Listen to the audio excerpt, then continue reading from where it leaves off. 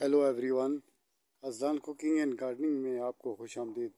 तो मैं आज इस पौधे का नाम है रोज़मेरी।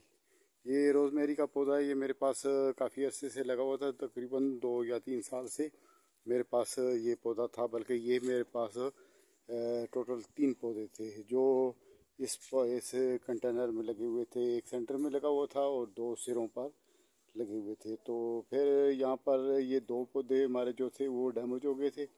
तो उसके बाद एक बच गया था, तो उस वक्त ये तीनों छोटे थे।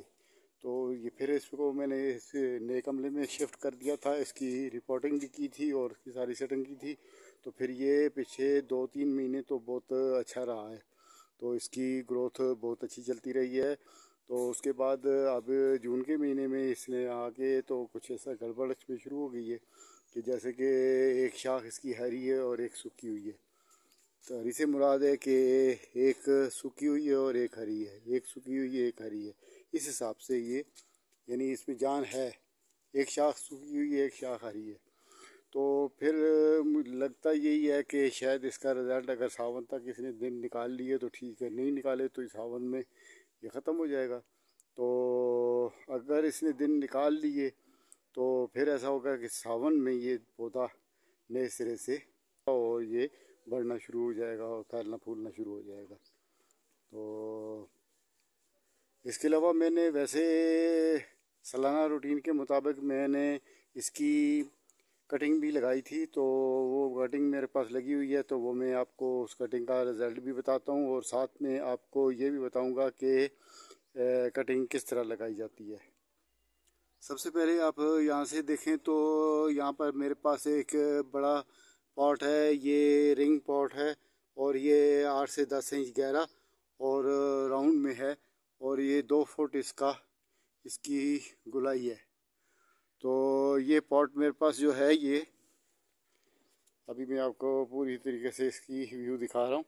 तो ये पॉट है मेरे पास। तो इसमें हमारे पास एक ग्रीन चिली भी लगी हुई है, ग्रीन चिली, और एक दूसरी भी ग्रीन चिली, 2 ग्रीन चिली लगी हुई हैं। उसके बाद मेरे पास यहाँ पर एक प्लांट काकस्पोनियम भी लगा हुआ है। ये आपका काकस्पोनियम हो गया और साथ में ये भी ग्रीन चिली है और एक यहाँ पर भी ग्रीन चिली है। तो 3 पौधे हमारे पास ग्रीन चिली के हैं और एक इसमें काकस्पोनियम है। और उसके अलावा एक पौधा हमारे पास यहाँ पर ये जो है गेंदे का भी लगा हुआ है और इसके साथ ही एक लोबिया का पौधा भी है। ये रेड लोबिया है, रेड या ब्राउन लोबिया है। ये बात चल रही थी रोज़मेरी की कटिंग के बारे में। तो रोज़मेरी की कटिंग जो है वो हमारे पास यहाँ पर लगी हुई है। तो ये मैंने कटिंग मार्च में लगाई थी। तो इसमें से ये पौधे कुछ जो हैं तकरीबन 4 से 5 पौधे ये हैं जो कामयाब नहीं हुए हैं और ये सूख गए हैं। और उसके साथ में ये जो है ये भी इसी तरह से 4 से 5 पौधे, बल्कि 5 से 6 पौधे हैं। काफ़ी पौधे हैं, ये भी इकट्ठा ग्रुप लगा हुआ है ये।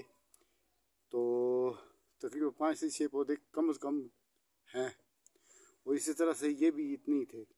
तो ये 2 ग्रुप में मैंने लगाए थे ताकि अगर एक कामयाब हुआ तो दूसरा भी साथ में, अगर एक नाकाम हुआ तो दूसरा भी साथ में नाकाम ना हो जाए। तो इसलिए मैंने ये 2 सेक्शन में लगाए थे। तो एक जो है वही बात हुई, ये एक नाकाम हो गया और एक हमारा रोज़मेरी का पौधे जो हैं ये पौधे ये कामयाब हो गए हैं। तो ये इनका कटिंग का रिज़ल्ट है।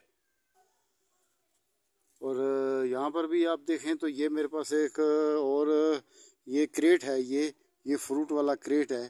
तो ये क्रेट में हमारे पास रोज़मेरी की कटिंग लगी हुई है। तो ये मैं आपको दिखाता हूँ, ये देखें आप।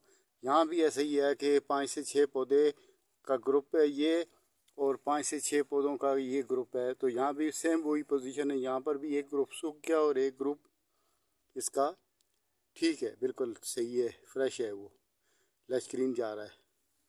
तो इनको हम जब सावन आएगा तो मैं इस ग्रुप को और वो जो दूसरे कमरे में मैंने आपको बताया था दूसरे कंटेनर में, ग्राउंड वाले कंटेनर में, तो वो और ये ग्रुप, दोनों ग्रुप हमारे पास तकरीबन 6 से 12 पौधे तकरीबन हैं।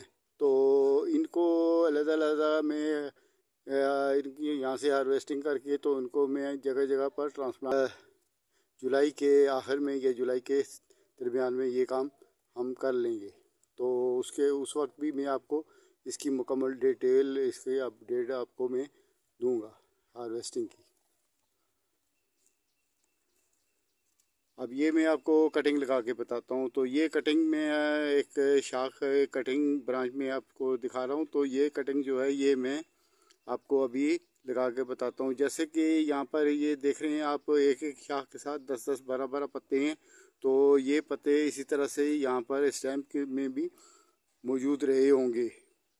तो जितना अगर ये इसका तरीका ये है कि अगर ये ज़मीन से बाहर ये स्प्राउटिंग करे तो वो पत्ते बनते हैं और वो ब्रांचेस बनती हैं। अगर वो ज़मीन के अंदर स्प्राउटिंग करे तो वो रूट्स बन जाती हैं। तो ये कुदरती कानून है। तो एक तो ये तरीका हुआ है, जितने पत्ते हैं वहाँ से उतने रूट्स इसमें निकल आएंगे। तो उसके अलावा दूसरा, अगर आपको फिर भी शुबा है तो आप नाखर की मदद से इसको थोड़ा सा ऐसे थोड़ा सा स्क्रैच कर दें। जैसे ये देखें, ये स्क्रैच कर दें तो यहाँ से ये 100% स्क्रैच ये भी हो गया और उसके अलावा यहाँ भी ये इसका स्क्रैच है। तो इसको आप लगाते वक्त इसको आप ऐसे लगा देंगे। ये तरीका है इसका लगाने का।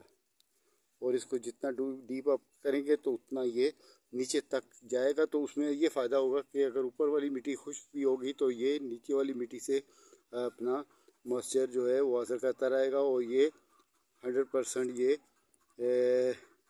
रिज़ल्ट देगा।